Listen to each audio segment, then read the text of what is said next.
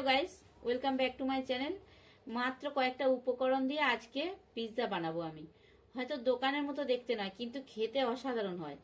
আমার যখন পিৎজা খাবার ইচ্ছা হয় বন্ধুরা, তখন আমি বাড়িতেই এইভাবে পিৎজা বানিয়ে নিই। ফ্রেন্ডস, তোমরা যদি একবার এইভাবে পিৎজা বানাও, আমি গ্যারান্টি দিয়ে বলছি নেক্সট টাইম আবারও এইভাবে পিৎজা বানিয়ে খেতে মন চাইবে। আমি পিৎজা কেটে তোমাদের দেখাচ্ছি কতটা সুন্দর হয়েছে। দেখতে যেমন হয়েছে, খেতেও কিন্তু বেশ ভালো হয়েছে। তো বন্ধুরা, এই রেসিপি পুরো তোমরা দেখো আর এইভাবে তোমরা বানিয়ে নাও। আর এই রেসিপি আশা করি তোমাদের ভালো লাগবে। যদি রেসিপি ভালো লাগে, ভিডিও একটা লাইক করে পাশে থাকার অনুরোধ রইল। এখন ভিডিওতে যাই, চলো।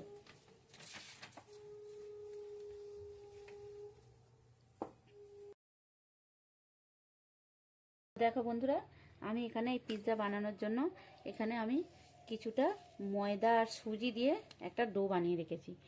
আর এই ময়দা সুজির সঙ্গে আমি দিয়েছি 2 চামচ টক দই আর একটু লবণ আর একটু ময়ম দিয়েছি। দিয়ে আমি আধা ঘন্টা ভিজিয়ে রেখে দিয়েছিলাম। তো আমাকে পিৎজা বানানোর জন্য একটা রুটি বানাতে হবে, তার জন্য আমি এটা করেছি। তো রুটিটা বানিয়ে তোমাদের দেখাচ্ছি। আমি একটা বেলুনে নিয়ে নিয়েছি।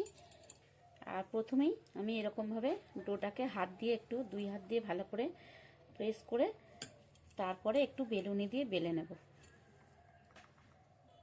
বাড়ির যখন ছোট ছোট সদস্যরা পিৎজা খাবার জন্য বায়না করে, তখন অনেক অনেক টাকা খরচ করে দোকান থেকে বা অনলাইন থেকে আমরা পিৎজা কিনে থাকি। তো এইভাবে কয়েকটা মাত্র উপকরণ দিয়ে যদি খুব সহজেই তোমরা পিৎজা বানিয়ে নাও, হয়তো পিৎজার দোকানে যেরকম টেস্ট হয় সেরকম হবে না, কিন্তু এই পিৎজাটাও খেতে ভালোই হবে বেশ। খুব ভালো করে প্রেস করে নিয়েছি। এখন আমি একটু বেলুনি দিয়ে বেলে নিচ্ছি। আর হ্যাঁ বন্ধুরা, আমি এখানে ময়দাতে অল্প একটু চিলি ফ্লেক্স দিয়েছি। এই যে যেগুলো দেখছো, এগুলো চিলি ফ্লেক্স। দেখো, আমি এই সাইজ করে বেলে নিয়েছি। আর দেখো, ঠিক এই রকম মোটা হবে, খুব বেশি পাতলা করলে হবে না। এখন আমি দেখাচ্ছি কি করছি। এখানে আমি একটা প্লেট নিয়েছি, আর এই প্লেটেই আমি পিৎজাটা বেক করতে দেবো। তো তার জন্য প্রথমেই আমি একটু প্লেটের মধ্যে বাটার ব্রাশ করে দিচ্ছি। দেখো, আমি একটু বাটার এখানে ব্রাশ করে দিয়েছি। চাইলে তোমরা বাটার জায়গায় তেল দিয়েও করতে পারো। অনেকে বাটার পছন্দ করে না, তো বাটার জায়গায় তেল দিয়ে করতে পারো। ভালো করে বাটারটা ব্রাশ করে নিয়েছি। আর আমি এখন যে রুটিটা বেলেছিলাম, ওই রুটিটা এই সঙ্গে দিয়ে দিচ্ছি। হাত দিয়ে একটু এরকমভাবে প্রেস করে দিতে হবে। আর দেখো, আমি এখানে পিৎজা সস ব্যবহার করছি না। আমি এখানে কিষান যে সস হয়, কিষান টমেটো সস দিয়েই আমি পিৎজা বানাবো। তো এই সসটা আমি এখন এই সঙ্গে ভালো করে চামচের সাহায্যে দিয়ে দিচ্ছি। আর সস দিতে লাগবে না। দেখো, আমি এখানে কিছুটা ম্যাগি অল্প একটু জল দিয়ে সিদ্ধ করে নিয়েছি। আর এই ম্যাগিটা আমি এখন এই সসের উপরে আস্তে আস্তে হাত দিয়ে এইভাবে ছড়িয়ে দিচ্ছি। দেখো, ম্যাগিটা আমি এরকম সুন্দর করে সাজিয়ে দিয়েছি। আর আমি এখানে নিয়েছি আধখানা গাজর। তো গাজরটা আমি আগেই সিদ্ধ করে নিয়েছি। গাজরটা আমি এখন গ্রেটারের সাহায্যে গ্রেট করে দেবো। দেখো, এতটুকু গাজর আমার বেশি হয়েছে, আর আমি দিচ্ছি না। আর ওই সঙ্গে দিয়ে দিচ্ছি আমি একটা ডিম সিদ্ধ। ডিম সিদ্ধটাও আমি গ্রেটারের সাহায্যে গ্রেট করে দেবো। দেখো, সব ডিমটা আমি গ্রেটার দিয়ে গ্রেট করে দিয়ে দিয়েছি। আর এখন দিয়ে দিচ্ছি ওই সঙ্গে কিছুটা কাঁচা লঙ্কা কুচি। আমি একটু ঝাল ঝাল করছি, তোমরা ঝালটা বুঝে দেবে। যদি বাচ্চারা খায় তাহলে ঝালটা একটু কম দেবে। আর আমি এখানে কিছুটা চিজ নিয়েছি।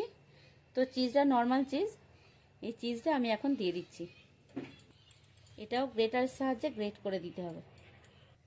দেখো, সব চিজটা আমি নিয়ে নিয়েছি। এতে গ্রেট করে সব চিজটাই দিয়েছি। আর হাত দিয়ে একটু এইভাবে সুন্দর করে সাজিয়ে দিচ্ছি। দেখো, আমি এখানে কিছুটা ধনেপাতা, অল্প একটু ধনেপাতা কুচিয়ে নিয়েছি। এই ধনেপাতা কুচিগুলো এখন দিয়ে দিচ্ছি, চিজের ওপরে সাজিয়ে দিচ্ছি। আর দেখো, আমি এখানে কিছুটা ওটস নিয়েছি। এই ওটসটা আমি এই সঙ্গে ছড়িয়ে দিচ্ছি। এইভাবে পিৎজা বানালে কিন্তু সত্যি খুব টেস্টি পিৎজা হয়। আর আমি এখানে কিছুটা পেঁয়াজ, দেখো এরকমভাবে পিস করেছি। পেঁয়াজটা আমি এইভাবে দিয়ে দিচ্ছি সাজিয়ে সাজিয়ে। আর এখানে নিয়েছি একটু ক্যাপসিকাম। তো ক্যাপসিকামটা একটু বড় বড় করে কেটেছি, পিসটা একটু বড় বড় করেছি। ক্যাপসিকামও এই সঙ্গে আমি সাজিয়ে দিচ্ছি। আর দেখো ক্যাপসিকাম পেঁয়াজ আমি সাজিয়ে দিয়েছি। আর এখন নিয়েছি আমি একটু অরিগানো। বন্ধুরা অরিগানোটা একটু দেওয়ার চেষ্টা করবে, তাতে কি হয় সুন্দর একটা ফ্লেভার আসবে।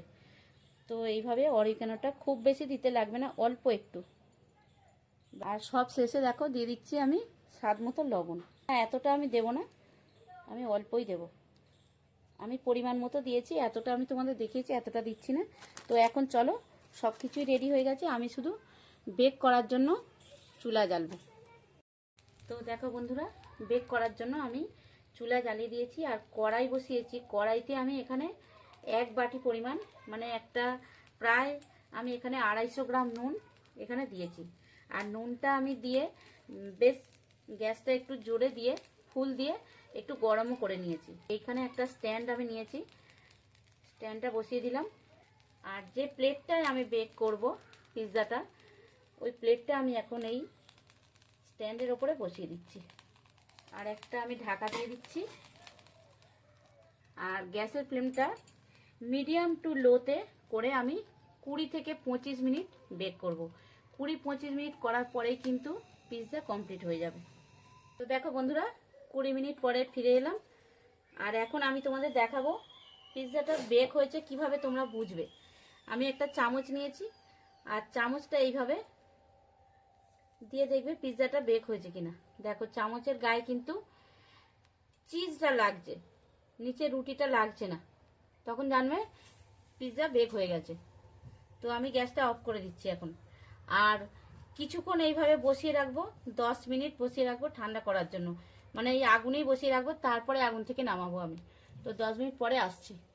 দেখো আমি একটা ছুরি দিয়ে, এই দেখো কত সুন্দর বেক হয়েছে পিৎজাটা, খুব সুন্দর বেক হয়েছে, উঠে যাচ্ছে কিন্তু সবটাই।